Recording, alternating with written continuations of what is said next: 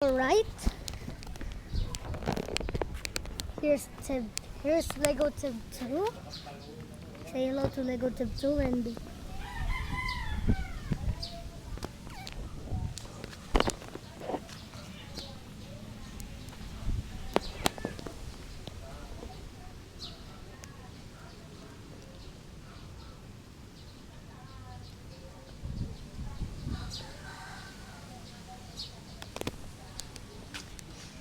as you can see, these spikes can look away.